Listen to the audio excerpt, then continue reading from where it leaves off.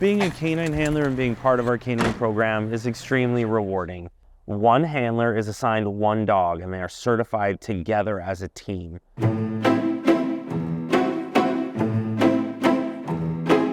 Because there's a lot of nuance when a dog first picks up that odor. Just like our handlers are unique individuals, every dog is unique. They have their own personalities, and there's a little bit different nuance.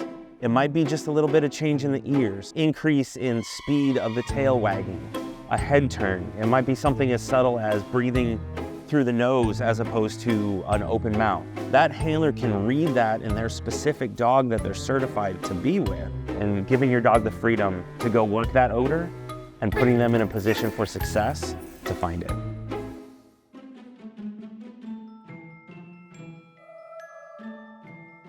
Believe it or not, dogs can smell in stereo.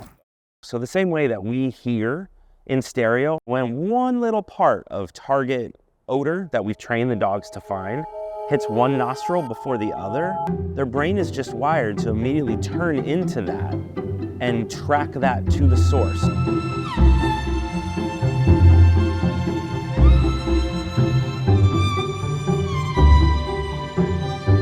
All canines, they can smell down to 1 part per quadrillion.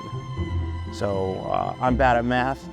Is essentially if you took 4 American football fields full of Kentucky bluegrass, you trained that dog to find fescue grass, that dog can find 1 blade of fescue in 4 football fields full of Kentucky bluegrass. That is how good their olfactory capabilities are. The canine's nose is still king. There's no technology that can replicate what a dog can do as efficiently, as accurately, and tracking it to source than a dog's nose. So every day our dogs hit the floor looking for things that could hurt our guests and our employees. Now, of course, our dogs have very different standards from your typical police dog. They need to be the best of the best at what they do detection-wise, but we also interact with guests. So for many dogs, it can be stressful walking through crowds. We still need to be able to do our patrols and make sure that our dogs are sniffing, again, pretty much every square inch of this property. There's a socialization that the dog has to be able to do on top of their detection capabilities. And that takes a little bit of work. That takes a unique dog. So our selection process is much more in-depth, much more detailed than your traditional police selection process.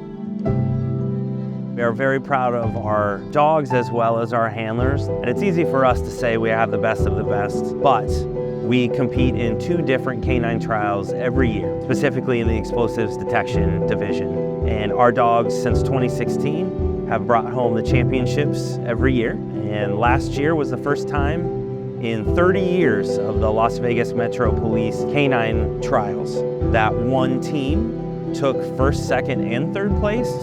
And that was our canine team here at the Wynn. It's very important for our dogs to be a dog. We ask a lot of them. All of our dogs get at least 4 breaks a day just to go be a dog, to bark at a bird, to stretch, run around. Just like the handlers, they deserve their days off as well.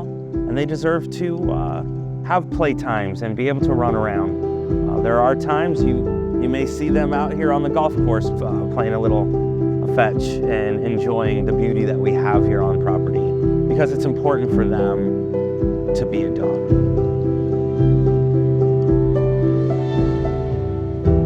The relationship between a working canine and their handler is something that it's very difficult to describe.